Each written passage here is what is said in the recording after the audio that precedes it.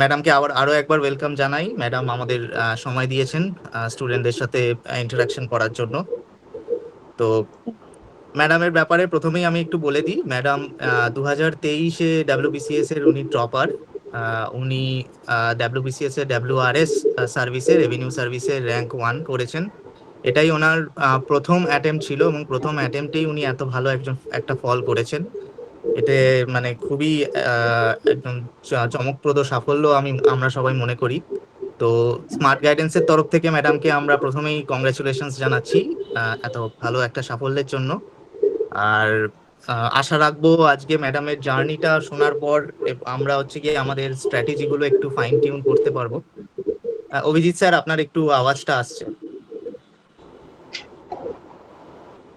হ্যাঁ। তো ম্যাডামের আজকে জার্নিটা আমরা শুনবো, এবং ম্যাডামের স্ট্র্যাটেজি আমরা একটু বোঝার চেষ্টা করব যে কিভাবে ম্যাডাম প্রিপারেশনটা নিয়েছেন, জার্নিটা নিয়েছেন, যার ফলে উনি প্রথমবারেই এত ভালো রেজাল্ট করতে পেরেছেন।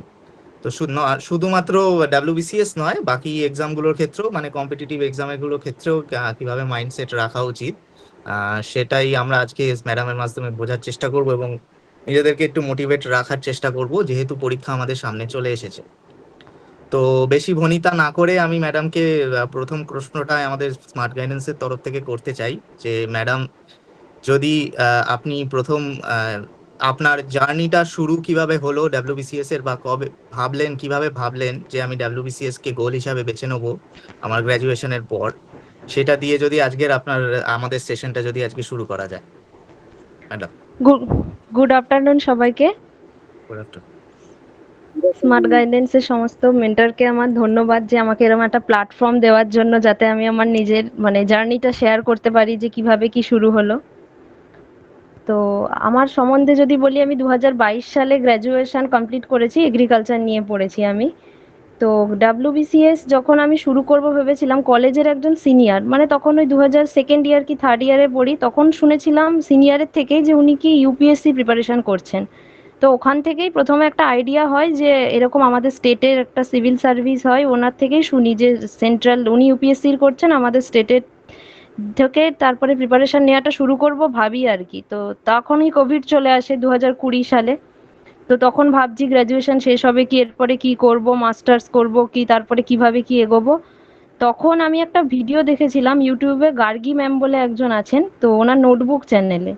তো ওখান থেকে সবার ফার্স্টে ডব্লিউবিসিএস এর সিলেবাস কি, পরীক্ষার প্যাটার্ন কি, তখন কিছুই জানতাম না যে জিনিসটা আসলে কি।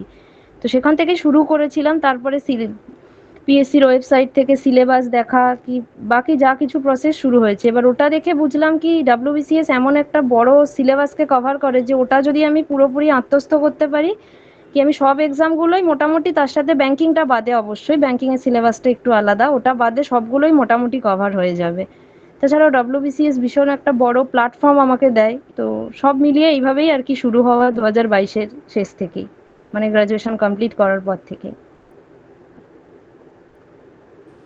হ্যাঁ, খুবই খুবই লাগলো, শুনে খুবই ভালো লাগলো ম্যাডাম যেটা বললেন যে গ্র্যাজুয়েশনের পরেই উনি হচ্ছে গিয়ে মাথাটা ঠান্ডা রেখে উনি ভাবতে শুরু করেছিলেন কিভাবে কি করা যায়, এবং ডাব্লিউবিসিএস কে উনি একটা বড় প্ল্যাটফর্ম হিসাবে দেখেন, এবং এটার প্রিপারেশনের মাধ্যমে অন্য পরীক্ষাগুলোও যা সহজে পাশ করা যায় সেটাও উনি বললেন।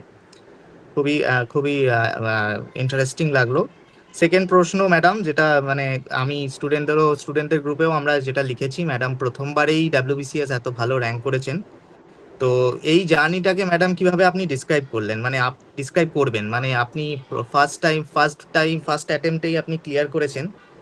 তো এই জার্নিটাকে কিভাবে দেখছেন, বা কিভাবে আপনি ডেসক্রাইব করবেন স্টুডেন্টদের কাছে, অ্যাসপিরেন্টদের কাছে, যাতে অ্যাসপিরেন্টরাও ফার্স্ট টাইমেই ক্লিয়ার করার জন্য মোটিভেটেড হয়, কি কি করা যেতে পারে বা কিভাবে মাইন্ডসেটটা রাখা যায়। এরম এখন তাও অনেকেই, আগে যেরকম একটা মিথ ছিল যে প্রথমবারে হয় না, কিন্তু লাস্ট কয়েকবারে দেখা যাচ্ছে যে অনেকেই প্রথমবারে পাচ্ছে। তো আমার মনে হয় এটার ক্ষেত্রে সবচেয়ে বেশি গুরুত্বপূর্ণ কি আমার বেসিকটা যেন প্রথম থেকেই ক্লিয়ার হয়। যে আলাদা নতুন নতুন সাবজেক্টগুলো আমরা পড়ি, যেমন হিস্ট্রি, জিওগ্রাফি, এগুলো 10তেই মোটামুটি শেষ হয়ে যায়, তারপরে আর আমাদের সম্পর্ক থাকে না। তো আবার করে নতুন করে যাতে পড়ি, আর প্রথম থেকে যাতে বেসটা স্ট্রং হয়, তার জন্য যদি আমরা প্রথমেই 9-10-এর বইগুলো দিয়ে শুরু করি, একদম যে বাজার চলতি বইগুলো রয়েছে প্রথমেই ওগুলো ধরলে একটু সমস্যা হতে পারে, যেহেতু বেশিরভাগই আমরা বাংলা মিডিয়াম থেকে এসছি, একটা ল্যাঙ্গুয়েজ ব্যারিয়ার তো থেকেই যায়। প্রথমেই অত ভারী ভারী লেখা পড়তে। তো প্রথমে যদি ওটা দিয়ে শুরু করে তারপরে যে বইগুলো আছে সেটা দিয়ে শুরু করি। সব থেকে বড় ব্যাপার হচ্ছে কি বেসিকটা স্ট্রং করতে হবে। তো আর প্রতিটা সাবজেক্টে সমান গুরুত্ব দিতে হবে, যে নিজে কিছুদিন পর থেকেই তো আমরা বুঝতে পারবো যে কোনটা আমার স্ট্রং, কি কোনটা পড়তে ভালো লাগছে। আর যেগুলো দুর্বল সেগুলোকে মোটামুটি একটা যাতে স্ট্যান্ডার্ড জায়গায় নিয়ে আসি, যেন অ্যাভারেজের থেকে না খারাপ হয়ে যায়, যে খুব খারাপ হয়ে গেল একটা পেপারে, সেরম যেন না হয়। যাতে প্রথম মানে যেটা ভালো তো সেটাকে আরো ভালো করতে হবে, আর যেটা মোটামুটি একটু উইক সেটাকে মানে পড়ে পড়ে যাতে একটা মাঝামাঝি জায়গায় আমরা নিয়ে যেতে পারি। তো সব থেকে হচ্ছে মানে সব থেকে গুরুত্বপূর্ণ হচ্ছে কি ঠিকঠাক রিসোর্স সিলেকশন করতে হবে। কি একটা সাবজেক্টের 10টা বই নিয়ে না বসে গিয়ে যদি একটা সাবজেক্টের একটা ম্যাক্সিমাম দুটো, তারপরে এমসিকিউ প্র্যাকটিসের জন্য তো অনেক বই রয়েছে, সেটা আলাদা কথা। মানে ফান্ডামেন্টালটা যাতে আমার একদম ক্লিয়ার থাকে, যে এমসিকিউ ওয়াইজ না পড়ে প্রথম থেকে এক একটা স্ট্যান্ডার্ড বই যদি আমি পড়তে শুরু করি, তো সেরকম ভাবেই আমার মনে হয় শুরু করলে প্রথমবারে পারা সম্ভব। হ্যাঁ ম্যাডাম, খুবই দামি কথা একটা বললেন। সবার প্রথমে আমাদের বেসিক ক্লিয়ার করতে হবে এবং এমসিকিউর কথা না ভেবে আমাদের কনসেপ্টের কথা ভাবতে হবে যে আমরা কনসেপ্টটা ক্লিয়ার করব। তারপর যেগুলো স্ট্রং পয়েন্ট সেগুলোকে আমরা স্ট্রং রাখবো এবং যেগুলো উইক পয়েন্ট সেটাকে একটা অ্যাভারেজ জায়গায় নিয়ে আসবো, যাতে আমি সেটাতে খুব খারাপ নাম্বার না তুলতে পারি। তাহলেই প্রথমবারেই আমরা এক্সাম ক্লিয়ার করতে সক্ষম হব। তো এটা একটা খুবই দামি কথা। কনসেপ্টের ওপরই ডাব্লিউবিসিএস আর ফাউন্ডেশনটা কত স্ট্রং সেটার ওপরেই ডাব্লিউবিসিএস সহ অন্যান্য কম্পিটিটিভ এক্সামটা কিন্তু টিকে আছে। এটা খুবই খুবই গুরুত্বপূর্ণ এবং খুব ইম্পর্টেন্ট কথা হবে স্টুডেন্টের জন্য। তো আমি একটু রিকোয়েস্ট করব অরুণ স্যারকে, আমি পরে আবার কোশ্চেন করছি ম্যাডামকে। অরুণ স্যার যদি কোনো কোশ্চেন থেকে থাকে ম্যাডামকে যদি করেন। ম্যাডাম, আবারও ওয়েলকাম জানাই আপনাকে হ্যাঁ, স্মার্ট গাইডেন্স থ্যাংক ইউ। চ্যানেলে। আপনি জানালেন যে আপনি ডব্লিউবিসিএস এর জন্য প্রিপারেশন করলেন, হুম। তার সাথে সাথে আপনার মাল্টিপল এক্সাম প্রিপারেশন হয়ে গেল। হ্যাঁ। তো সেই ব্যাপারটাতে একটু আলোকপাত করতে চাইবো ম্যাডাম আপনার তরফ থেকে, যে কিভাবে আমি অ্যাট এ টাইম মাল্টিপল এক্সামগুলোর প্রিপারেশন নেব, ইফ পসিবল। আচ্ছা, এবার এখন ডাব্লিউবিসিএস এর থেকে শুরু করে যে মিসলেনিয়াস ক্লার্কশিপ, সেগুলো তো সিলেবাসগুলো মোটামুটি ওগুলোর সাথেই ওভারল্যাপ করছে। এবার যখন আমরা লেটেস্ট যে 2022-এর পরে যে সিজিএল এর প্যাটার্নটা এসছে, সেখানেও আমরা দেখছি কি যে সেই মানে মেন্সে ওরা ইংলিশের ওয়েটেজটাকে কমিয়ে সেই ইংলিশের ওয়েটেজটা যেমন আগের মতো, ম্যাথসটা আর অতটা নেই, সব সমান সমান করে দিয়েছে। আর ওখানে অ্যাডভান্স ম্যাথ খুব আছে। সেক্ষেত্রে ডাব্লিউবিসিএসেও আগে যেমন 100টা ম্যাথ 100টা রিজনিং আসতো, কিন্তু পেপার 6-এ মেন্সে, কিন্তু 2020-র পর থেকে আমরা দেখছি ডাব্লিউবিসিএসেও কিন্তু অ্যাডভান্স ম্যাথ আসছে। তো দুটোর সিলেবাস এখানে প্রথমে যেমন সমস্যা হয়েছিল, কিন্তু যদি আমরা এখানেও অ্যাডভান্স ম্যাথটা করি, আর ডাব্লিউবিসিএস পর পর 20-র পর থেকে প্রতিটা ক্ষেত্রেই ওরা অ্যাডভান্স ম্যাথ যথেষ্ট পরিমাণে দিচ্ছে। তো সেক্ষেত্রে সিজিএলটা যদি আমরা করি, তো তার সঙ্গে এইটা অনেকটাই ওভারল্যাপ হয়। এবার রিসেন্টলি এনটিপিসিও আসছে, তো সেক্ষেত্রে অবশ্যই সবাই এনটিপিসিও দিচ্ছে। এনটিপিসির ক্ষেত্রে ব্যাপারটা হচ্ছে কি সেখানে জিএস এর ওয়েটেজটা খুব বেশি থাকে, যেগুলো আমরা ডাব্লিউবিসিএস এর জন্য পড়ছি। ইভেন কি মেন্সের জন্য হিস্ট্রি, জিওগ্রাফি, পলিটি, সায়েন্স সবই পড়ছি। তো এনটিপিসির যে সিবিটি 1 বলুন, সিবিটি 2 বলুন, সবেতেই ওরা জিএস এর ওয়েটেজটা সবসময় বেশি দিচ্ছে। তো আমার মনে হয় এইগুলো একসাথে করা যায়। তাছাড়াও আরও যে এক্সামগুলো হয়, আইবির যে এক্সামগুলো হয়, সেখানে ডেসক্রিপটিভ আছে। এবার ডেসক্রিপটিভটাও ডাব্লিউবিসিএস এর জন্য এখন আমরা দেখতে পাচ্ছি খুবই ইম্পর্টেন্ট। যে আগে যেমন চলতো যে এমসিকিউতে একটা স্ট্যান্ডার্ড মার্কস নিলাম তো হয়ে গেল, কিন্তু এখন ডেসক্রিপটিভটাও যথেষ্ট ইম্পর্টেন্ট। মানে সিলেকশনের ক্ষেত্রে খুবই ইম্পর্টেন্ট রোল প্লে করছে ডেসক্রিপটিভটা। তো সেক্ষেত্রে আরও যে সমস্ত এক্সামগুলো, সবই আমার মনে হয় এক মানে সিলেবাসটা ডাব্লিউবিসিএস এর এতই ভাস্ট আর সব কিছুকে এমনই কভার করছে, তো তার সাথে সব বাকি এক্সামগুলো দেওয়াই যায় আমার মনে হয়। কারণ কি প্রতিটা সাবজেক্টের জন্য বা প্রতিটা এক্সামের জন্য আলাদা আলাদা পড়বো ওরমভাবে তো হয় না। অ্যাটলিস্ট এক একটা সাবজেক্টকে যদি আমি বেসটা ক্লিয়ার করে তারপরে তো প্রিভিয়াস ইয়ার দেখতেই হবে যে সবগুলোর কেমন। তাছাড়াও যে ডাব্লিউবিসিএস এর যে মেন্সের কোশ্চেন আসছে, ওগুলো যদি আমরা অন্যান্য পিএসসি বা অন্যান্য এসএসসি প্রিভিয়াস ইয়ারও করি, কিছু ক্ষেত্রে হয়তো সেখান থেকেও আমরা পাবো।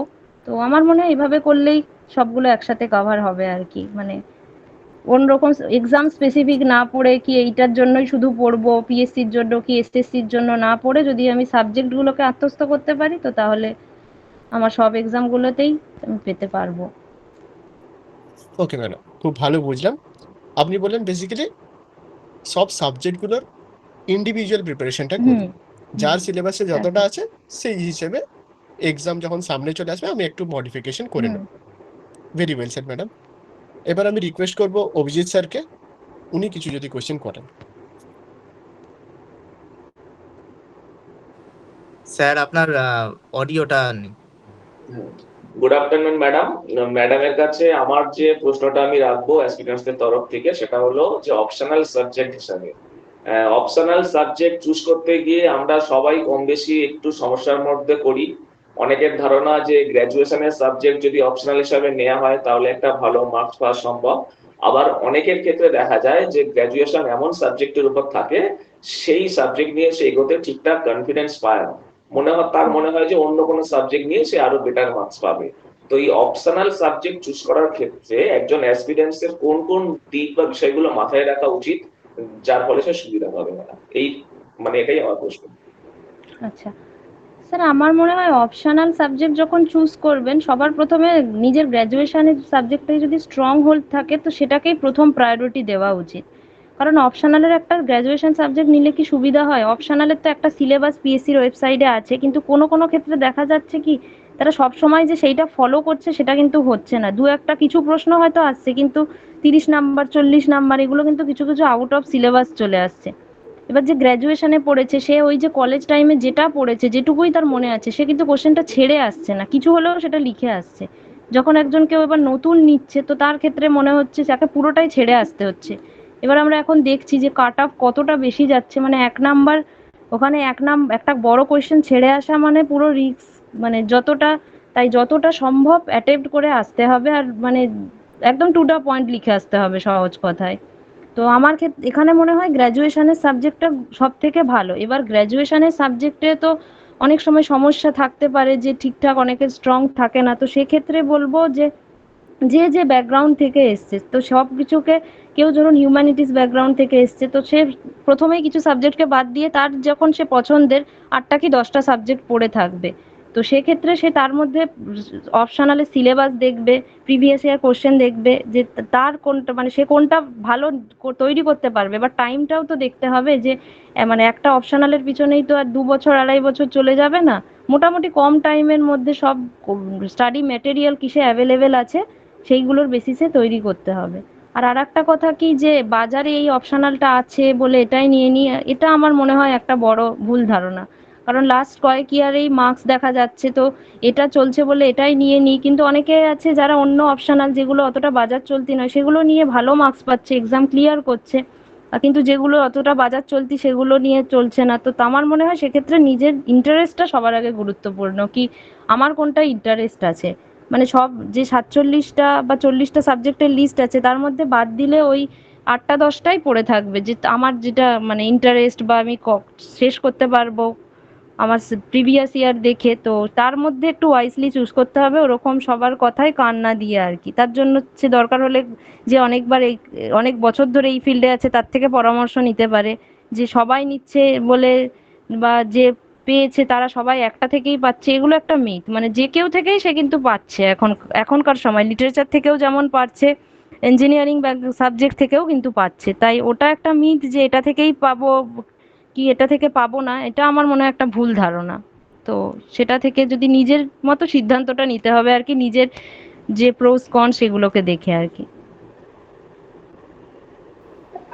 একদমই ম্যাডাম, খুব সুন্দরভাবে বোঝালেন যে অপশনাল নেবার ক্ষেত্রে যে দুটো ব্যাপার আমরা সবসময় বলি মাথায় রাখার জন্য। প্রথম কথা নিজের কমফোর্ট জোন, সেই কমফোর্ট জোন থেকে সাবজেক্ট চুজ করা উচিত। এবং দ্বিতীয় কথা, একটা অপশনালে যেহেতু আমাকে অনেকটাই পড়তে হবে এবং লিখতে হবে, সেই সাবজেক্টের প্রতি যদি আমার ভালোবাসা বা ইন্টারেস্ট না থাকে তাহলে কিন্তু সেই সাবজেক্ট থেকে ভালো মার্কস তোলা সম্ভব নয়। তো মেনলি নিজের কমফোর্ট জোন এবং নিজের ভালো লাগার সাবজেক্ট, এই দুটোর কথা মাথায় রেখেই প্রত্যেকের অপশনাল চুজ করা উচিত। ম্যাডাম খুব সুন্দরভাবে ওটা ব্যাখ্যা করলেন। ম্যাডামের কাছে আমার দ্বিতীয় যে প্রশ্নটা থাকবে, যখন আমরা ডব্লিউবিসিএস বা এই জাতীয় পরীক্ষাগুলোর প্রিপারেশন নিই, এটা একটা লম্বা প্রিপারেশন।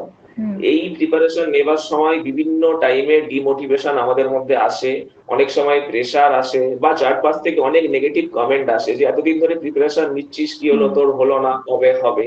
তো এই সমস্ত জিনিসকে দূরে সরিয়ে রেখে এই লম্বা প্রিপারেশনের ক্ষেত্রে কিভাবে মোটিভেশন, কনসিস্টেন্সি বা নিজের কনফিডেন্সটা বজায় রাখা সম্ভব? এটা একটা খুব কমন সমস্যা আমরা দেখি যে অ্যাসপিরেন্টসদের ক্ষেত্রে। এইটা নিয়ে যদি ম্যাডাম একটু বলেন আমাদের। হ্যাঁ, মানে WBCS কি যে কোনো চাকরির প্রিপারেশনেই মানে যখন আমি শুরুটা করছি অ্যাটলিস্ট প্রথম 1-1.5 বছর লেগেই যাচ্ছে আমার সবকিছু তৈরি করতে। এবার যখন এক্সামে বসছি যে প্রথমবারেই হবে তার তো কোনো মানে নেই। তো সময়টা অনেক লেগে যাচ্ছে। তখন চারিদিক থেকে কি সবাই বলবে এতদিন হয়ে গেল কি হচ্ছে না কিছু, এরকম নেগেটিভিটি তো আসবেই। তো সেক্ষেত্রে আমি বলবো কি যে সবসময় তাদের সাথেই থাকতে যারা তোমায় সবসময় উৎসাহিত করবে। সেরকম কিছু সময় পর তুমি এমনিই বুঝে যাবে যে কি কারা তোমার মানে ওয়েল উইশার আর কারা নয়। তো তাদের সঙ্গে থাকো, বিশেষ করে বাড়ির লোকের সাথে আরো বেশি করে সময় কাটাও যারা সব সময় তোমার খারাপ পরিস্থিতিতে তোমার পাশে থাকবে, বা কিছু বন্ধু থাকে জীবনে তো তারা সব সময় তোমায় উৎসাহিত করবে। তো সেই নিজের সার্কেলটাকে আর কি ছোট করে যে সমস্ত তোমার যারা তোমাকে পজিটিভিটি দেবে, যারা তোমায় উৎসাহ দেবে যে হ্যাঁ ঠিক আছে এটা হলো না কি পরেরটা হবে, ভেঙে পড়ো না, এরকম টাইপের। তো তাদের সাথে মিশতে বলবো। আর যদি নিজের একটুখানি অনেক দিন পড়ছি, পড়তে পড়তে একটু বিরক্ত লেগে যাচ্ছে বা কিরম ফ্রাস্ট্রেটেড লাগছে যে কিছু হচ্ছে না, তো যে যেটা করতে ভালোবাসো সেটা করো।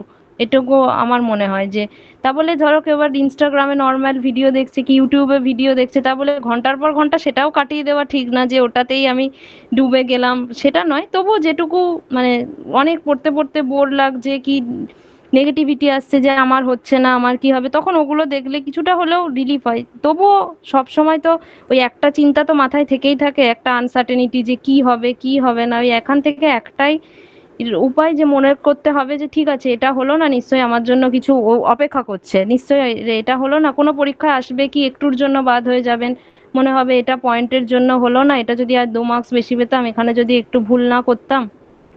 তো সেক্ষেত্রে আমার মনে হয় যে যে তখন মনে হবে রিগ্রেট হবে যে কেন করলাম ওইটা ভুল, কেন ওটা দিলাম। তো সেটা না করে সব সময় পজিটিভ থাকার চেষ্টা করুন, আর যারা আপনাকে উৎসাহ দেবে আপনি শুধু তাদের সাথেই মানে মিশুন আর কি, সহজ কথা বলতে গেলে যে নেগেটিভিটি থেকে দূরে থাকার জন্য একটাই উপায়, যারা উৎসাহ দেবে বা বাড়ির লোক তাদের সাথেই সময় কাটান, তারা আপনাকে সবসময় মানে যে পরিস্থিতিই হোক আপনাকে সব হাত কখনো ছাড়বে না।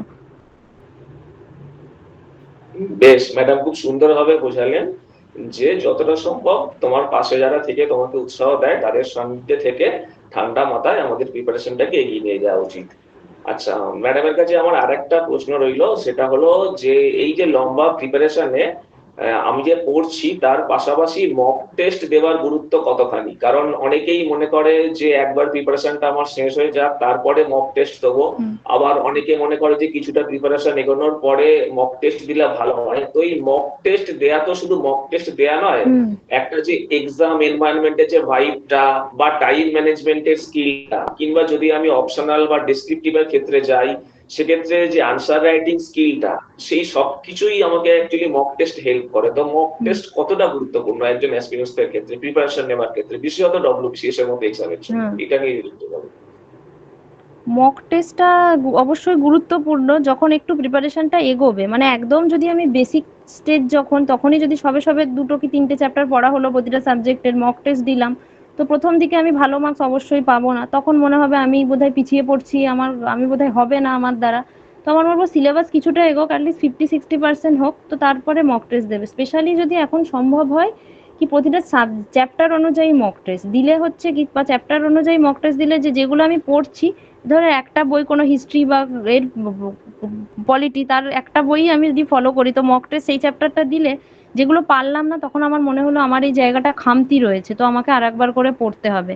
আর মক টেস্টের একটা গুরুত্বপূর্ণ জায়গা কি, মানে আজকে যে মকটা দিলাম পরে মনে রাখতে হবে পরের মকে যেন আমি এর থেকে 1 নাম্বার হলেও বেশি পাই, মানে যেন কমে না যায়, এরকম একটা মনে রাখতে পারি। এটা তখনই হবে যদি অ্যানালিসিস করে কোন জায়গা মানে মক টেস্ট দিলাম রেখে দিলাম ওরম না, মানে আমার কোথায় ভুল হয়েছে এই জায়গাটাকে আমাকে খুঁজে পরের যে মকটায় যাওয়ার আগে যেন ওটাকে আমি অ্যানালিসিস করতে পারি, সেটা যে কেউ ক্ষেত্রে।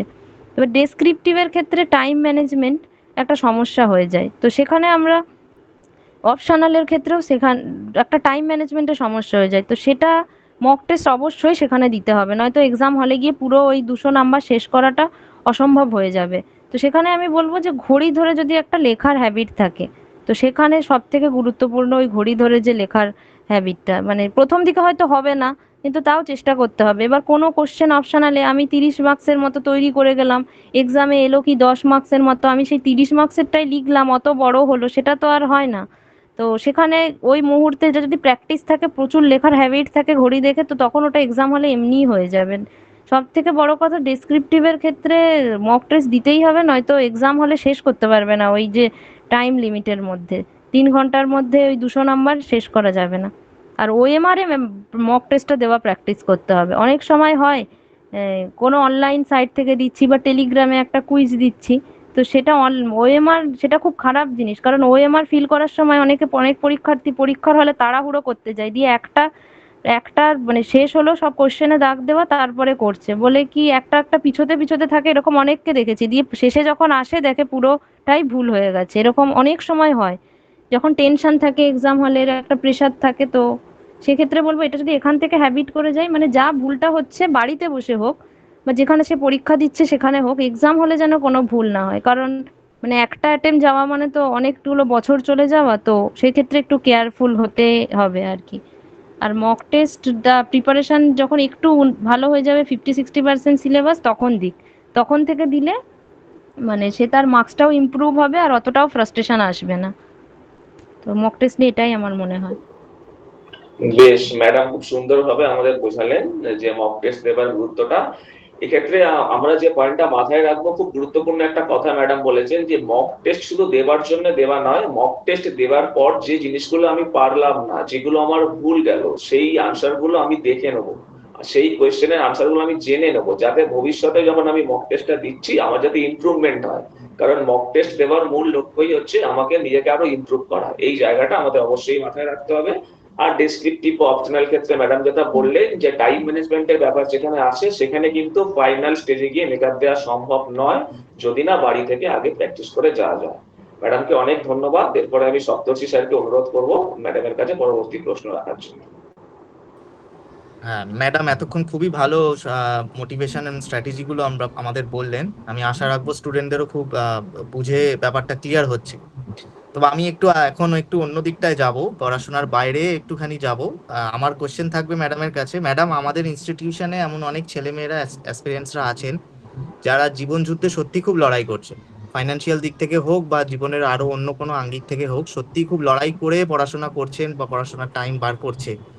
তো এরকম স্টুডেন্টরা খুব সহজেই মানে বিপথে চলে যেতে পারে বা খুব সহজেই ডিপ্রেসড হয়ে যেতে পারে। তো তাদের উদ্দেশ্যে যদি আপনি একটু কিছু বলেন যে এই সময় একদম শক্ত হাতে কিভাবে মাথাটাকে ঠিক রাখতে হবে এবং লড়াইটা করেই পড়াশোনাটা করতে হবে, সেইটা যদি একটু বলেন। আচ্ছা, তো এই মানে প্রিপারেশন এসে যখন থেকে এসছে তখন থেকেই বলতে গেলে তার লড়াই শুরু। কারণ প্রথমে আমরা যখন দেখছি মানে প্রিলিমিনারি ফর্ম ভরছে 4 লাখ, সেখান থেকে মেন্সে কল পাচ্ছে 5,000, সেখান থেকে ফাইনাল সিলেকশন পাচ্ছে 400, মানে 400 কি আরো কম। দেখতে গেলে সাকসেস রেট খুবই কম। তো সেটাকে ডিমোটিভেশন হিসাবে না নিয়ে প্রথম থেকেই ভাবতে হবে কি আমি এত কিছু পড়ছি কি জন্য, কি সেই দিনটা আসবে সেটা যাতে আমি উপভোগ করতে পারি। তো জার্নিটা খুবই কঠিন হবে, এখন মনে হবে আমি পারছি না, ছেড়ে দিই। কিন্তু মনে হবে এটা যদি আমি আজকে ছেড়ে দিই আমি আরো 2 বছর পিছিয়ে যাব। তখন 2 বছর পর যখন গিয়ে দেখবে, তখন না যদি মনে হয় যে আমি যদি 2 বছর আগে ভালো করে পড়তাম তাহলে হয়তো আগে তাড়াতাড়ি জায়গাটায় পৌঁছে যেতাম। তো কষ্ট তো হবেই, মাঝে নানা বাধা বিপত্তি আসবে। শুধু মনে রাখবে কি যে যাদের জন্য আমি এত করছি, যারা আমায় সবসময় মোটিভেট করছে, তাদের মুখটা চোখের সামনে ভাস, মানে তাকে কোনো কিছুর ক্লান্তি হলেই তাদের মুখটা মনে পড়বে। তো মনে রাখবে যে কেউ না থাকুক, তারা তোমায় সবসময় সাপোর্ট করার জন্য আছে। তো যতই কষ্ট হোক এই বাধাটাকে তো পেরোতেই হবে, কারণ দিনের শেষে তুমি যখন অফিসার হয়ে যাবে, আপনারা যখন অফিসার হয়ে যাবেন, তো তখন কিন্তু এই দুঃখের দিনগুলো মনে পড়লে তখন মনে হবে যে হ্যাঁ, আমি কত স্ট্রাগল করেছি, কত কষ্ট করেছি শুধু আজকের এই দিনটা দেখার জন্য। তো আজকে হয়তো মনে হচ্ছে যে আমার দ্বারা হচ্ছে না, আমি সব এক্সামে অল্পের জন্য যা পারছি না, নানা রকম স্ট্রাগল রয়েছে, কেউ ওয়ার্কিং, তাদের সময় খুবই কম। তো এর মাঝেও কষ্ট করে করতে হবে, শুধু এটা ভেবেই যে ভবিষ্যতে আমি নিজেকে এই জায়গাটায় দেখতে চাই, তো তখন আমার জন্য আরো সবাই উপকৃত হবে, এরকম একটা ব্যাপার ভেবে মানে পজিটিভিটি নিয়েই আর কি করতে হবে। কারণ বাধা বিপত্তি তো আছেই, তার মাঝে অনেক ঝড়ঝাপটা আসবে, সবকিছুকে পেরিয়ে আর কি এগিয়ে যেতেই হবে। ম্যাডাম খুবই ভালো করে বোঝালেন যে সবার জীবনেই যুদ্ধ আছে, আর এই প্রিপারেশনটাও একটা যুদ্ধ, এটাকে আমাদের এইভাবেই দেখতে হবে। কিন্তু যখন আমরা যুদ্ধটা পেরিয়ে জয়ের হাসিটা হাসতে পারবো, তারপর জীবনটা আমাদের যত ভালো হবে এবং পেছনে তাকিয়ে যখন আমরা এই স্ট্রাগল ফেসটাকে দেখবো, তখন আমরা আরো প্রাউড ফিল করব এবং আমাদের হয়তো আরো শক্তিশালী বা মনটা শক্তিশালী হবে। এটার সঙ্গে আমি আরো একটা জিনিস অ্যাড করতে চাই, যে আমরা সবাই অফিসার হয়ে চাকরি করছি। এই যে প্রিপারেশন ফেজটা তোমাদের যাদের খুব কঠিন বলে মনে হচ্ছে, খুব স্ট্রাগল বলে মনে হচ্ছে, বিশ্বাস করো চাকরি পাওয়ার পর সিভিল সার্ভিসের জবটা কিন্তু আরো বেশি কঠিন। তো এই প্রিপারেশন ফেজটা তোমাদের আরো শক্তিশালী করছে মানসিক এবং শারীরিক দিক থেকে। যখন তোমরা চাকরি পাবে, সেই চাকরিতে যে বিভিন্ন কঠিন সময়গুলো তোমাদের ফেস করতে হবে, সেগুলো তোমরা সহজে ডে টু ডে জবে যে কঠিন সময়গুলো ফেস করতে হবে, যেহেতু এগুলো পাবলিক সার্ভিস, সেইখানে তোমাদের অনেক সুবিধা হবে। ম্যাডামও এটা বললেন। তো আমাদের তরফ থেকে ম্যাডামের কাছে লাস্ট প্রশ্ন ম্যাডাম, এটা আমি গ্রুপেও লিখেছি, যে আমরা জানি ম্যাডাম যে আমাদের সমাজে মেয়েদের স্ট্রাগলটা কতটা বেশি পুরুষদের তুলনায়। আমি সবার স্ট্রাগলই জানি, সবার সবার সবার স্ট্রাগলই আছে, কিন্তু মহিলাদের স্পেসিফিক্যালি স্ট্রাগল বেশি, নানা ক্ষেত্রে বেশি, আমরা সবাই জানি। তো আপনি একজন মহিলা অফিসার হয়েছেন, মানে মহিলা হিসাবে অফিসার হয়ে এই মহিলা অ্যাসপিরেন্টদের ক্ষেত্রে স্পেসিফিক্যালি কোনো যদি দুটো কথা বলতে চান তাদের মোটিভেট করার জন্য, মানে অ্যাজ এ আমাদের তরফ থেকে কনক্লুডিং স্পিচ হিসাবে, যে মহিলাদের স্ট্রাগল ব্যাপারটা এবং তারা কিভাবে নিজেদেরকে মোটিভেটেড রাখবে। তো হ্যাঁ, এটা তো একটা অবশ্যই সত্যি কথা। সব ক্ষেত্রেই মহিলাদের স্ট্রাগল, সবার স্ট্রাগলই আছে, মহিলাদের স্ট্রাগলটা ঘরে বাইরে অনেকটা বেশি ফেস করতে হয়। তো এক্ষেত্রে আমি একটাই কথা বলবো কি, যে যখন আমরা প্রিপারেশন শুরু করি তখন যেরমভাবে একটা শুরু করি, যত সময় যায় যখন হয় না কি হচ্ছে না, তখন একটা চারিদিক থেকে একটা কথা শুনতে হয় কি আর কত হবে, আর কতদিন লাগবে, আর কতদিন, এরকম একটা ব্যাপার তো সবাইকেই শুনতে হয়। তো সেক্ষেত্রে বলবো যে মহিলাদের এখনকার সময়ে দাঁড়িয়ে অর্থনৈতিকভাবে স্বাবলম্বী হওয়াটা অত্যন্ত জরুরি, অবশ্যই জরুরি। সেটা চারিদিকের পরিস্থিতি দেখে, সবকিছু দেখেই এটা বলা যায়। তাছাড়াও আপনাদের উদ্দেশ্যে একটাই, মহিলা অ্যাসপিরেন্টদের ক্ষেত্রে বলবো যে এটা ভাববেন না যে সমাজ আমাদের কোথায় দেখতে চায়, আপনি কোথায় নিজেকে দেখতে চান। চারিদিকের লোক অনেক কিছুই বলবে, দিনের শেষে আপনারটা আপনাকেই বুঝতে হবে, আপনি নিজেকে কোথায় দেখতে চান। কারণ চারপাশে যখন লোকে এখন বলবে, তারপরে কিন্তু কেউ আপনার পাশে সেই সময় সেভাবে থাকবে না। অনেকেই অনেক কিছু বলবে যে এতদিন পড়ছিস, 26-27 হয়ে গেছে, আর কতদিন পড়বি, আর কতদিন, এরকম। কিন্তু দিনের শেষে আপনাকেই আপনারটা বুঝতে হবে। তো অর্থনৈতিকভাবে স্বাবলম্বী হওয়াটা সত্যিই খুব জরুরি। এটা দিয়ে শুরু করেছেন, যে চাকরি হোক, যেই হোক, যে কিছুভাবেই তাদেরকে এটা হওয়াটা অত্যন্ত জরুরি। তো সবার ক্ষেত্রে এটাই বলবো, ভেঙে পড়বেন না, লেগে থাকুন। আজকে হচ্ছে না, কিন্তু পরে যখন কিছু না কিছু আপনার জন্য অপেক্ষা করছেন, যখনই মনে হবে যে এইটা আমার হচ্ছে না, বোধহয় এটা আমার দ্বারা হবে না, তো মনে রাখবেন কিছু না কিছু হবেই। মানে একদমই ভেঙে পড়ার কারণ নেই যে এটা পাচ্ছি না তাহলে আমার আরো কত সময় লাগবে, আমি কি কিছুই পাবো না, এরকম একটা ফ্রাস্ট্রেশন আসবে। তো সেক্ষেত্রে বলবো যে ভেঙে পড়বেন না, যে কোনো পরিস্থিতিই হোক। কারণ আমরা সর্বক্ষেত্রেই দেখছি এখন সমাজের সর্বক্ষেত্রেই মহিলাদের অবাধ বিচরণ, সে যে কোনো ফিল্ডেই হোক। তাই ভেঙে পড়বেন না, লেগে থাকুন, অবশ্যই হবে। ম্যাডাম খুবই দারুণ কথা বললেন। আমাদের সমাজের সর্বক্ষেত্রেই মেয়েদের অবাধ বিচরণ, এবং আমরা আমাদের সিভিল সার্ভিসের ক্ষেত্রেও দেখছি প্রচুর মহিলা অফিসাররা খুব সাকসেসফুলি কাজ করে চলেছেন, এবং প্রচুর মহিলা অফিসাররা ক্র্যাকও করছেন, তারা ক্র্যাক করে অফিসার হচ্ছেনও। সুতরাং অর্থনৈতিকভাবে ম্যাডাম যেরকম বললেন, আজকের সমাজে মহিলাদের স্ট্রাগল করে অর্থনৈতিকভাবে স্বাবলম্বী হওয়া খুবই দরকার। এটাই গোল হিসাবে দেখা উচিত, স্ট্রাগলটাকে বড় না করে গোলটাকে বড় করা উচিত মহিলাদের। যতই সময় লাগুক, বয়স বেড়ে যাক, সমাজের কথায় কান না দিয়ে নিজের নিজের গোলের ওপর ফোকাস করা উচিত।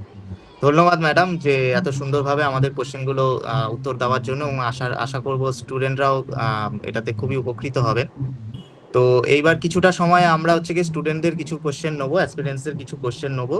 তো আমি অ্যাসপিরেন্টদের সবাইকেই বলবো কোশ্চেনগুলো ছোট এবং শার্প রাখার চেষ্টা করো ম্যাডামকে, যাতে আমরা বেশি বেশি কোশ্চেন ম্যাডাম অ্যাটেন্ড করতে পারেন।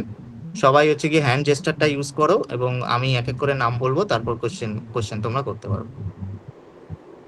আচ্ছা, প্রথমে হচ্ছে কি মাফিজ রয়েছে, বলো। Good afternoon madam. Ma'am good afternoon. আমার প্রশ্নটা হচ্ছে ম্যাম অপশনাল নিয়ে।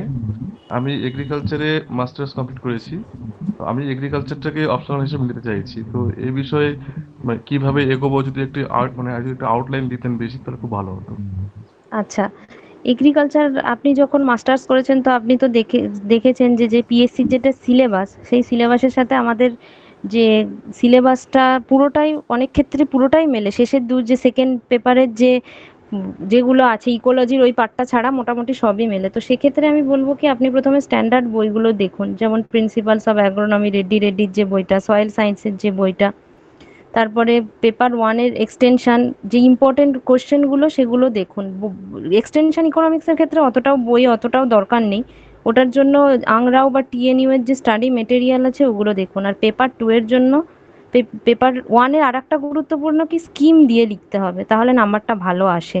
স্কিম বা কারেন্ট অ্যাফেয়ার্স যেগুলো পেপার ওয়ানে দেওয়ার স্কোপ রয়েছে, যেমন ইরিগেশন হলে তার স্কিম, তারপরে হচ্ছে ক্রপ ইন্স্যুরেন্স হলে তার স্কিম। আর পেপার টু এর ক্ষেত্রে আমি বলবো যে সেলের জন্য খুব ভালো বিডি সিং বা পুন্দান সিং এর যে বইগুলো, সেল বায়োলজি, প্ল্যান্ট ব্রিডিং, মানে যেগুলো থেকে কোশ্চেন আসবেই, হর্টিকালচার, কিছু ম্যানেজমেন্ট প্র্যাকটিস যে ফ্রুট ক্রপসগুলোর রয়েছে বা ভেজিটেবল ক্রপসগুলোর রয়েছে, আর প্ল্যান্ট সায়েন্স। প্রথমেই স্ট্যান্ডার্ড বইগুলো পড়ুন, যে স্ট্যান্ডার্ড বই, তার সাথে আংরাও টিএনইউ এর নোয়েটের অবশ্যই সাহায্য নেবেন। আর কারেন্ট অ্যাফেয়ার্স যেগুলো বা যোজনা কুরুক্ষেত্র যে ম্যাগাজিনগুলো আছে, ওগুলো এগ্রিকালচারের যে কারেন্ট অ্যাফেয়ার্সগুলো পাওয়া যায়, ওগুলো লিখলে লেখার মানটা অনেকটা বেড়ে যায়। আর তার সঙ্গে প্রিভিয়াস ইয়ার কোশ্চেন, এটা খুব এগ্রিকালচার অপশনালের জন্য ভীষণ ইম্পর্টেন্ট, প্রিভিয়াস ইয়ার কোশ্চেন। তার মধ্যে কিছু কোশ্চেন রিপিট হয়।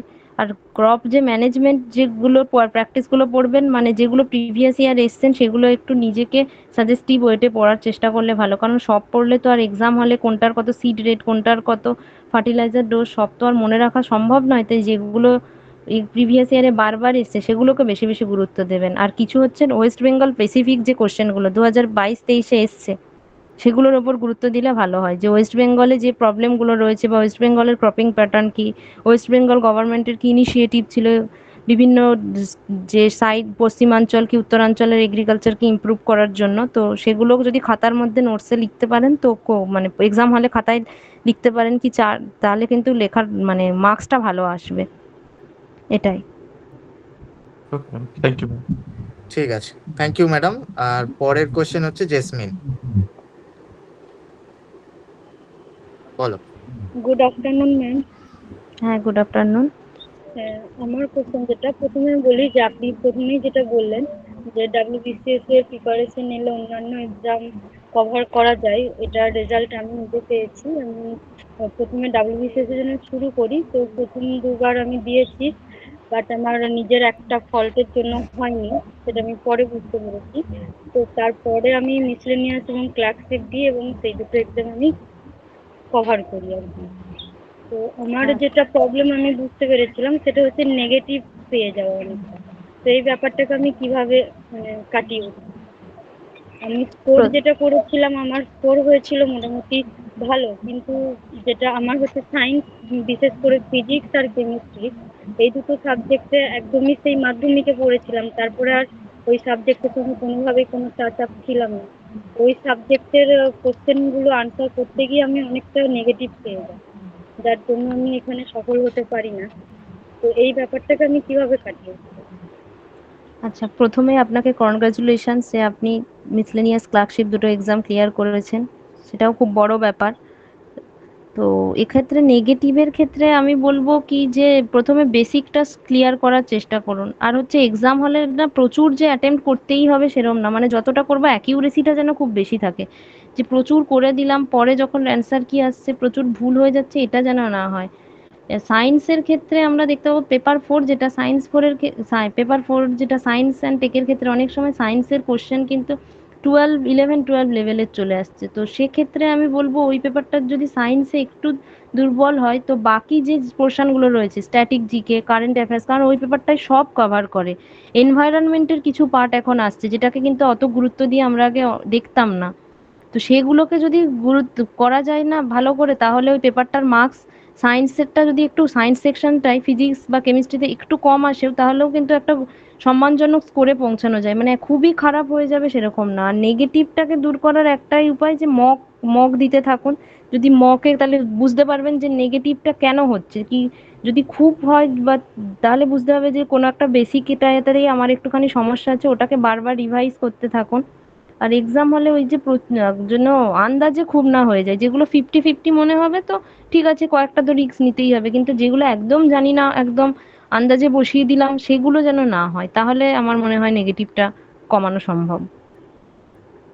হ্যাঁ ম্যাম, আমার ওটা ওই নেগেটিভটা আন্দাজেই করা হয়েছে, মানে গেস করে সায়েন্সের কোশ্চেনগুলো হয়তো ঠিকঠাক জানতাম না, বাট গেস করে আনসার করে দিয়েছি, ওখানেই নেগেটিভ হয়ে গেছিলো আর কি। তো আচ্ছা বাবা। আর ওটা এমন সময় হয়েছে, ফার্স্টের দিকে কোশ্চেনগুলো একদম সময় নিয়ে ঠিকঠাক ভাবে করেছি, শেষে হয়তো হাতে আর 15 মিনিট কি 20 মিনিট আছে, তো সেই সময়টা ঠিক আছে, লাস্ট মোমেন্টেও করে দিয়েছি, এরকম আর কি। আচ্ছা, তো তো এই সেক্ষেত্রে আমি জিনিসটাকে বলবো যে আপনি প্রথমে যেগুলো শিওর শট একদম জানেন যে এগুলো 100% ঠিক, তো সেগুলোই আগে করবেন।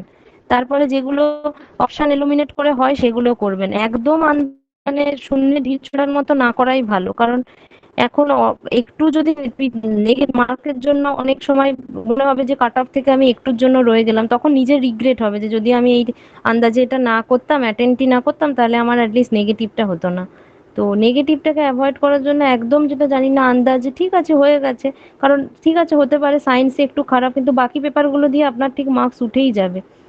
তো কোনোটাতে খারাপ হতেই পারে, বাকি যেগুলো স্ট্রং সেগুলো দিয়ে আপনি ওই মার্কসটাকে মেকআপ করে নেবেন। কিন্তু তা বলে যে সবাই এত করে করে করছে তাই আমাকেও করতে হবে এরকম না ভাবাটাই ভালো, কারণ নেগেটিভ হয়ে গেলে অনেকটা করে বাদ হয়ে যায়, মানে 4টে করে ভুলে একটা কাটা, এটা অনেকটা করে পরে যখন উম, বাকি কোনো একটা পেপার গোলমাল হয়ে যায়, তো তখন এটার জন্য খুব মূল্য দিতে হয়। তো আমি তাই বলবো নেগেটিভটাকে অ্যাভয়েড করার একটাই রাস্তা কি আন্দাজে দেওয়া যাবে না, একদম শূন্যে ঢিল ছোড়া যাবে না। অপশন এলিমিনেট করে হলেও তাও ঠিক আছে, একটুখানি সেফ সাইডে থেকে করা যায়, কিন্তু একদম আন্দাজে ঢিল ছোড়াটা উচিত না। Thank you ma'am, thank you. আচ্ছা, পরের কোশ্চেন করবে প্রবীণ।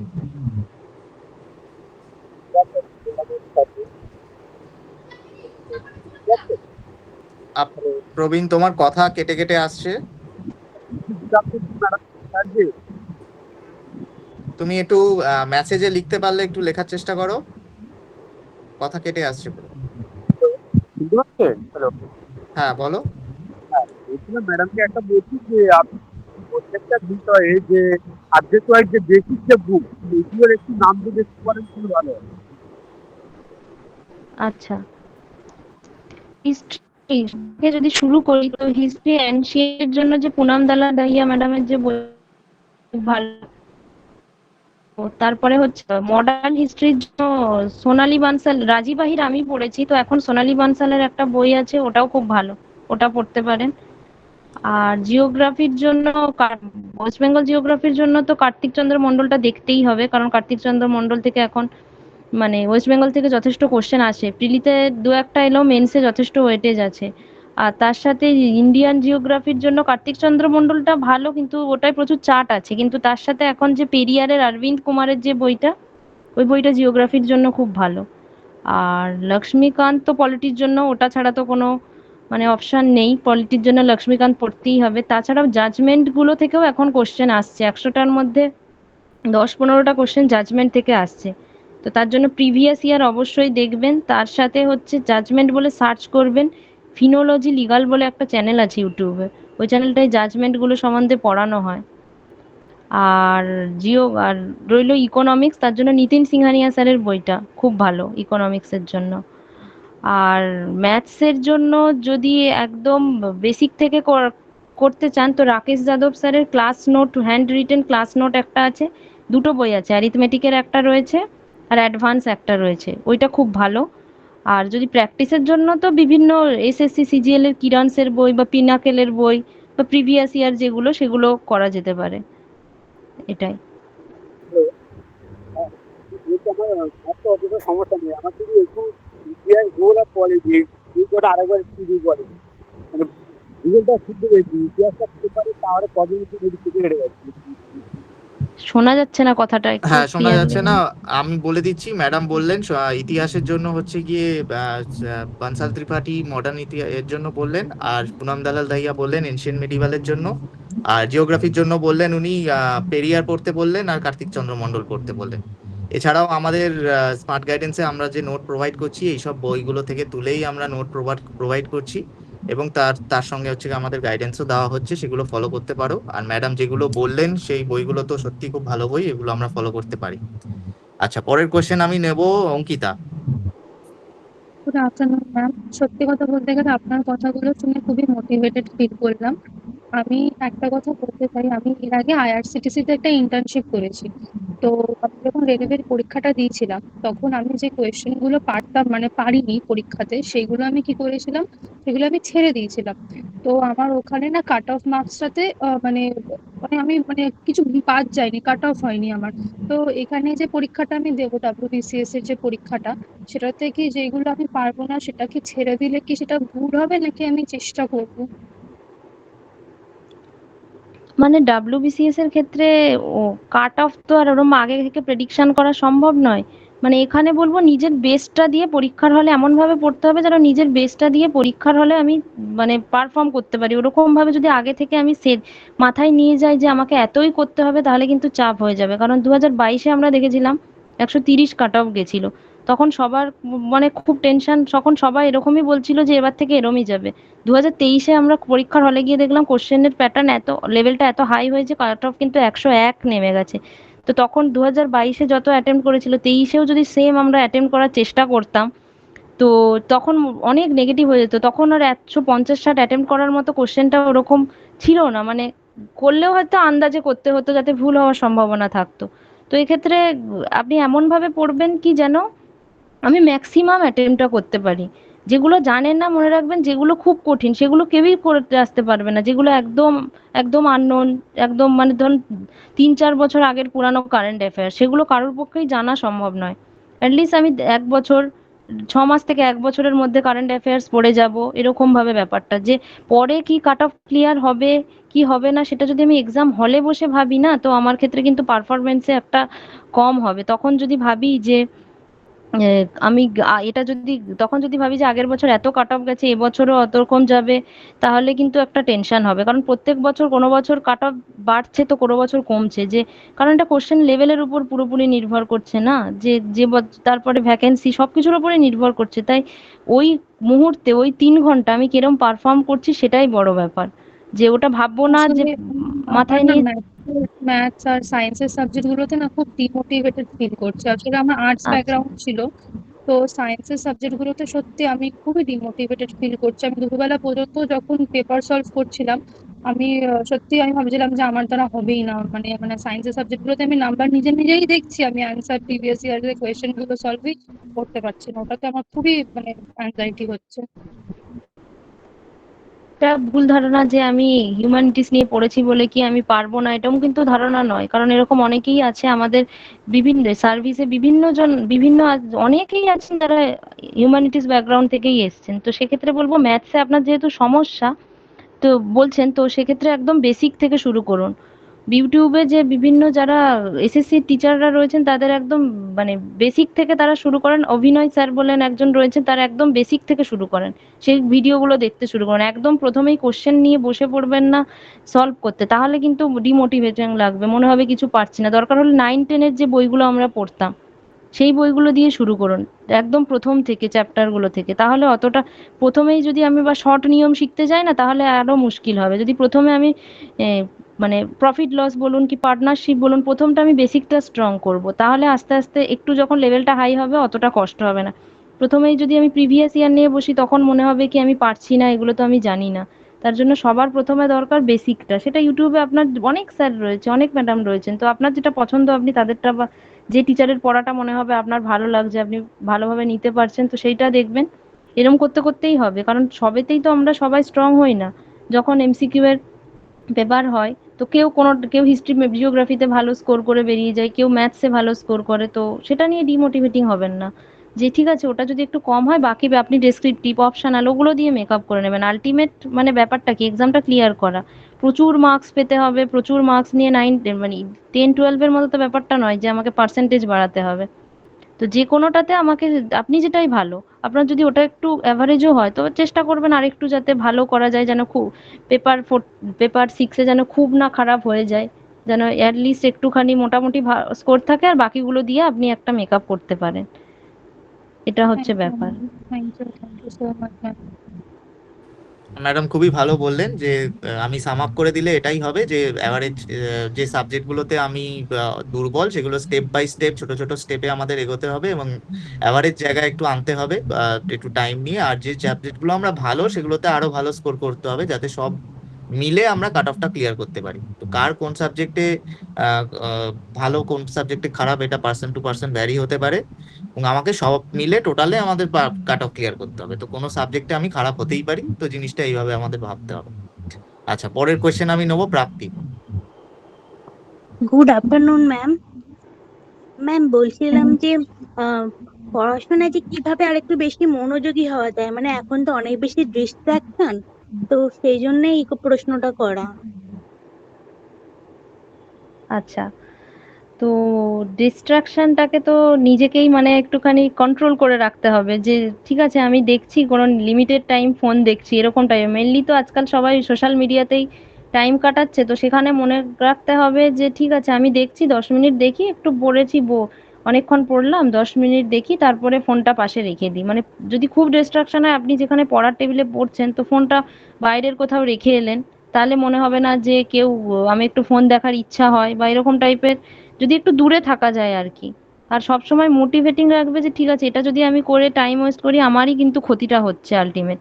কারণ কম্পিটিশনের দুনিয়ায় আমি পিছিয়ে পড়ছি, যেরকম ভাবে এখন সবাই মানে প্রিপারেশন করছে, যত রিসোর্সেস আছে, তো সবসময় ডিস্ট্রাকশন থেকে দূরে থাকার এটাই উপায়, মনে রাখতে হবে যে আমি যে ঠিক আছে এই টাইমটা নষ্ট করছি, এই টাইমে কিন্তু অন্য কেউ পড়ছে, অন্য কেউ কিন্তু নষ্ট করছে না, এরম ভাবে একটু মনে রাখতে হবে আর কি, নিজেকেই আর কি মোটিভেট করতে হবে। Thank you ma'am. ম্যাম আমার আরেকটা কোশ্চেন আছে। আমার অপশনাল হলো জুলজি, কিন্তু এই জুলজির মক আমি কোথায় দেবো সেটা আমি মানে বুঝতে পারছি না, এই ব্যাপারে এটা কি করব ম্যাম? আচ্ছা আচ্ছা, এক্ষেত্রে আমি বলবো কি যে আমি যে সাবজেক্টটা নিয়েছিলাম সেগুলোরও মক ওরকম অ্যাভেলেবেল ছিল না, মানে ডাব্লিউবিসিএস স্পেসিফিক মক ছিল না, তো সেক্ষেত্রে বলবো যে প্রিভিয়াস ইয়ার যেগুলো আছে সেগুলোকেই আপনি ঘড়ি ধরে দেওয়ার চেষ্টা করুন। ঘড়ি ধরে মানে এই টাইমের মধ্যে 3 ঘন্টার মধ্যে একটা পেপার দেওয়ার চেষ্টা করুন। প্রিভিয়াস ইয়ার তো 2015-16 সাল থেকে অ্যাভেলেবেল আছে, পিএসসির ওয়েবসাইটে পাওয়াই যায়, তো ওগুলো প্রিভিয়াস ইয়ারটাই দেখুন, আর প্রিভিয়াস ইয়ার থেকে কিরকম আসছে, দরকার হলে অন্যান্য স্টেটের যে সিভিল সার্ভিসেস তার যে অপশনাল পেপার দেখুন, ইউপিএসসির দেখুন, এইগুলো থেকেই করতে হবে। কারণ যেগুলোর অ্যাভেলেবেল নেই, আর যদি আপনার কোনো চেনা জানা প্রফেসর থাকে তো তাদের দিয়ে খাতা চেক করান, কারণ আমাদের তো ওনারাই খাতা চেক করেন যখন অপশনালের খাতা দেখা হয়, তো সেক্ষেত্রে তারা বলতে পারবে কোথায় আপনার ভুল হচ্ছে। যদি কোনো টিচার মানে গাইডেন্স অ্যাভেলেবেল নাই থাকে এখানে, তো সেক্ষেত্রে নিজেকেই করতে হবে আর কি, নিজে তখন প্রিভিয়াস ইয়ারের মক দেওয়া বা অন্যান্য যে পিএসসি রয়েছে সেখান থেকে কোশ্চেন কালেক্ট করে দিতে হবে, এটাই আমার মনে হয়। আচ্ছা ম্যাম, থ্যাংক ইউ। আচ্ছা, অপশনালের ক্ষেত্রে ম্যাডাম বারবার বলছেন প্রিভিয়াস ইয়ার কোশ্চেনটাকে অ্যানালাইসিস করা, উনি ওটার উপর বারবার ফোকাস দিতে বলছেন। আমাদেরও সবারই এটাই মনে হয় যে অপশনালের ক্ষেত্রে প্রিভিয়াস ইয়ারটাই সবচেয়ে বেশি ভূমিকা রাখে, ওটাই আমাদের পরীক্ষাটা বুঝতে সাহায্য করবে এবং ওটাতেই আমরা প্র্যাকটিসগুলো করতে পারি। আচ্ছা, আমি পরের কোশ্চেন নেব হচ্ছে সুমিত। Good afternoon ma'am. হ্যাঁ, গুড আফটারনুন। আমার যেটা কোশ্চেন হচ্ছে, আমাদের যে সিলেবাসটা সেটা তো হিউজ সিলেবাস, হ্যাঁ। সেখানে আমাদের 24 এর যে ডাব্লিউবিসিএস আছে, তা সেক্ষেত্রে প্রিলিমস খুব কাছে চলে এসেছে। তা আমাদের মেন স্ট্র্যাটেজি এখন কি হওয়া উচিত? ইউআইকিউ বেসড হওয়া উচিত নাকি থরলি জাস্ট পড়া উচিত, বা আমাদের স্ট্র্যাটেজিটা কি হওয়া উচিত? আচ্ছা, আমার মনে হয় এখন যেহেতু এক্সাম হয়তো আর কিছুদিনের মধ্যেই হবে, তো আপনি এত নতুন কিছু না পড়া, সহজ কথায় এই এতদিন ধরে যা পড়েছেন সেগুলোকেই রিভিশন করা, আর বেশি বেশি প্রিভিয়াস ইয়ার কোয়েশ্চেনটার উপর প্র্যাকটিস করা। আর মানে নোটস যদি থাকে কোনো কনসাইজ নোট, তো সেগুলোকে যদি তৈরি থাকে তো সেগুলোকে আরেকবার বারবার রিভিশন করবেন। পুরো বইটা তো আর এখন পরীক্ষার আগে করে বারবার পড়া সম্ভব নয়, যেগুলো দেখুন বারবার আসছে এক্সামে সেই চ্যাপ্টারগুলোকে গুরুত্ব দেওয়া। যেমন আমরা দেখতে পাই যে যখন প্রিলিমসে মডার্ন হিস্ট্রি থেকে অনেকগুলো কোশ্চেন আসে, জাতীয় কংগ্রেস থেকে অনেক প্রশ্ন আসে, সেই জায়গাগুলো জাতীয় কংগ্রেসের অধিবেশন থেকে, ইন্ডিয়ান ন্যাশনাল মুভমেন্ট থেকে অনেক কোশ্চেন আসে, ওই জায়গাগুলোকে বারবার গুরুত্ব দিয়ে পড়া। এখন তো যেগুলো আগে মানে অ্যানশিয়েন্টের যে পার্টগুলো থেকে আসে না জেনারেলি প্রিলিমসে, এবার আসে না মানে যে আসবেই না সেরকম কোনো ব্যাপার নেই, তবে যেগুলো মেন বারবার এসছে বছরের পর বছর যেটা ট্রেন্ড, সেগুলোকেই বারবার গুরুত্ব দেওয়া। এবার দেখুন প্রিলিমসে পলিটি যখন পড়বেন তখন তো আর কেস পড়ার দরকার নেই, কেস তো আর প্রিলিমসে জেনারেলি আসেই না, জেনারেলি তখন বইটা পড়লেই হয়ে যায়। তো সেক্ষেত্রে আমি বলবো এখন হচ্ছে বারবার রিভিশন, নতুন কিছু না পড়া, যেগুলো এতদিন পড়েছেন সেগুলোই বারবার পড়ুন, সাথে এমসি মক টেস্ট দিন, আর মক টেস্টের প্রতিটা মক টেস্টকে অ্যানালিসিস করুন যে কোন জায়গাটায় আমার ভুল হচ্ছে, সেই জায়গাটাকে আমাকে আরো ভালো করে করতে হবে। ঠিক আছে, আরেকটা কোশ্চেন আছে আমার, সেটা হচ্ছে আমরা যে মক দিচ্ছি সেই মকটা কি আমরা রেগুলার মানে একদিন বাদে বাদে বা রেগুলারাইজ করবো নাকি না, মানে কিছুদিন গ্যাপ দিয়ে 2 দিন 3 দিন বা 4 দিন গ্যাপ দিয়ে দিয়ে করবো? সেটা আপনি আপনার সুবিধা মতো করতে পারেন, তাও সপ্তাহে 2-3টে মক দেবেন ওরকম ভাবে, যত এক্সাম কাছে আসবে তাহলে সুবিধা হবে নিজের ভুলগুলো খুঁজতে আর কি। যদি কোনো ভুল মানে কোন জায়গাটায় আমার ভুল হচ্ছে এরকম ভাবে মানে নিজের দুর্বলতাগুলোকে আইডেন্টিফাই করা যাবে এই মক টেস্টের মাধ্যমে। ওরকম তা বলে প্রতিদিন যে একটা করে দেবো কি ওরম ব্যাপারটা যেন না হয়ে যায় যে শুধু মকই দিচ্ছি আর অ্যানালিসিস করছি না। এবার অ্যানালিসিস করার জন্য যতটা টাইম লাগে সেটা রেখে আপনার সুবিধা মতো আপনি দেবেন। যে পড়াটাও হয় মকই দেওয়া, পড়াটাও যাতে করতে পারি মক টেস্টটাও করতে পারি, দুটোই যাতে সমান তালে চলতে পারে যতদিন আর কি ওকে, পরীক্ষা বাকি আছে। ঠিক আছে, ওকে ম্যাডাম, থ্যাংক ইউ। হুম। ঠিক আছে, আর কেউ কোশ্চেন করতে চাও একটু হ্যান্ড রেজ করো। আচ্ছা, আলিনো, আলিনো বলো। Good afternoon madam. হ্যাঁ, গুড আফটারনুন। আমার প্রশ্ন হচ্ছে অনেক সময় দেখা যায় আমরা পরীক্ষা দিতে দিতে একটু টাইমটা বেশি লেগে যায়, আবার কিছু কিছু পরীক্ষা হয়তো পিলি হয়ে গেল, মেন হয়ে গেল, কিছু কিছুর ক্ষেত্রে ইন্টারভিউ গিয়েও ফিরে আসা, এবং সেটা পয়েন্টেও হয়, কখনো 1-1.5 নম্বরেও হয়, আবার পিছিয়ে গিয়ে সেই নতুন করে প্রথম থেকে শুরু করা। এইটা 2-3 বার রিপিট আমার ক্ষেত্রেই হয়েছে এবং বর্তমানে দাঁড়িয়ে অনেকটা ফ্রাস্ট্রেশনও কাজ করছে। তো এইটাকে কিভাবে আপনি এইটাকে মাইন্ড স্ট্রাগলটাকে কিভাবে সামলে নিয়ে আবার নতুন উদ্যোগ শুরু করার মতো মানসিকতাটাকে আপনি কিভাবে মানে এটাকে দেখবো, আপনি কি অ্যাডভাইস দেবেন ম্যাম, এটাই আমার প্রশ্ন।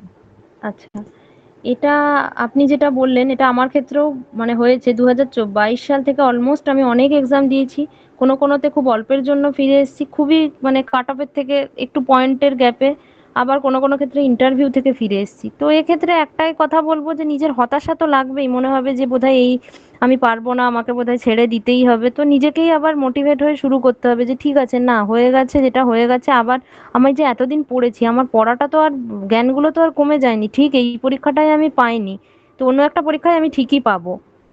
বারবার আমি যে পরিশ্রম করছি বারবার আমাকে খালি হাতে ফেরাবে না ভাগ্য, এরকম একটা নিয়ে আপনাকে আবার শুরুই করতে হবে।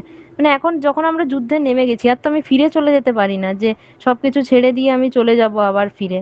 তো লড়াইয়ের মাঠে টিকে থাকতেই হবে। এই যে এত এক্সাম হচ্ছে এখন স্টেটের সেন্ট্রালের মিলিয়ে, তে মনে রাখতে হবে যে সব আমি যেহেতু পড়েছি সবকিছুই, আমি জিএস পড়ছি, ম্যাথস পড়ছি, আমি কিছু না কিছু একটা পাবো, ঠিক কিছু না কিছু একটা হবে, এরকম একটা মোটিভেশন নিয়ে এগিয়ে যেতে হবে আর কি। মানে ব্যর্থতা তো আসবেই, মানে কেউ বলতে পারবে না যে প্রথমেই সব হয়ে গেছে ব্যর্থতা আসেনি, বারবার ফিরে আসতে হবে। কিন্তু এই প্রথম থেকে নতুন উদ্যমে আবার শুরু করতে হবে, এটা ভেবে যে ঠিক আছে এটা হয়েছে এবার পরেরটা আমি ভালোভাবে দেবো, নিজের 100% দেবো, যেটাই খামতি ছিল খামতিটাকে আবার শুধরে আবার দেব, এটাই বলবো।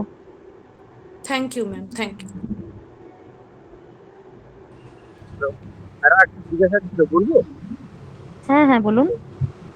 বলছিলাম আমি ধরো আজকে যে পড়ার বিষয় বা বিষয়টা কিভাবে সাজাবো বলতে, মানে আমি ধরো আপনি ধরো মনে করুন ধরো জিনিসটা কিনা একটা পাচ্ছি, ওটা কি পুরোটা শেষ করে দিয়ে আবার ওইটা শিক্ষা করতে হতো, নাকি না ওইটাই আমি যে পুরো কমপ্লিট করেছি তারপরে করবো, না পাচ্ছি 2 ঘন্টা ম্যাথ, 2 ঘন্টা ফিজিক্স, 2 ঘন্টা হিস্ট্রি, 2 ঘন্টা জিওগ্রাফি, কিভাবে করবো এটা আপ- আমি পাচ্ছি করার। আপনার কথাটা ঠিক ক্লিয়ার হচ্ছে না, হ্যাঁ, যদি একটু লিখে দেন। আমি বুঝলাম। ঠিক আছে প্রবীণ, তুমি এ করো, আমি বলছি। উনি বলছেন যে আহ, পড়বো কি করে সারাদিন, যে একটা সাবজেক্ট পুরোটা পড়বো, একটা চ্যাপ্টার শেষ করব, না একটুখানি এই সাবজেক্ট পড়লাম 2 ঘন্টা, এই সাবজেক্ট পড়লাম 2 ঘন্টা, ওই সাবজেক্ট পড়লাম, মানে ডিস্ট্রিবিউশন, সাবজেক্ট ডিস্ট্রিবিউশন পড়ার সময় আমরা কিরকম করতে পারি? আচ্ছা, এটা আমার মনে হয় আমি ওরকম 2 ঘন্টা করে পড়লে আমার মনে হতো জিনিসটা একটুখানি গুলিয়ে যাচ্ছে। তা ক্ষেত্রে প্রথম দিন একটা পড়লাম, যে প্রথম দিন ধরুন প্রথম 3-4 ঘন্টা মানে 2 ঘন্টা করে না ভেঙে যদি বেলা হিসাবে ভাগ করে নেই, যে সকাল বেলাটা এটা পড়লাম, বিকেল বেলাটা এটা পড়লাম, সন্ধে বেলাটা এটা পড়লাম। নয়তো বারবার যদি 2 ঘন্টা ওরকম টাইম ভাবে করতে চাই, বাস্তবে আমরা মানে করতে চাই খাতায় কলমে, কিন্তু সবসময় কিন্তু সেটা অ্যাপ্লাই করা যায় না। মানে এত টানা 2-3 বছর ধরে এভাবে করা পসিবল হয়ে ওঠে না। তো যদি আপনি বেলা অনুযায়ী ভাগ করে নেন আমার মনে হয় তাহলে সুবিধা হয়। যে বিশেষ করে সকালবেলাটা বিকালবেলাটা পড়ার জন্য রেখে যদি সন্ধেবেলাটা আপনি এমসিকিউ প্র্যাকটিস করেন পড়াটা একটু এগোনোর পর, তো সেক্ষেত্রে আমার মনে হয় সুবিধা হয় আর কি। মানে ছোট ছোট না রেখে 2 ঘন্টা করে না রেখে যদি একটু বেলা অনুযায়ী গ্যাপটাকে বাড়িয়ে বাড়িয়ে রাখেন তাহলে সুবিধা হয়।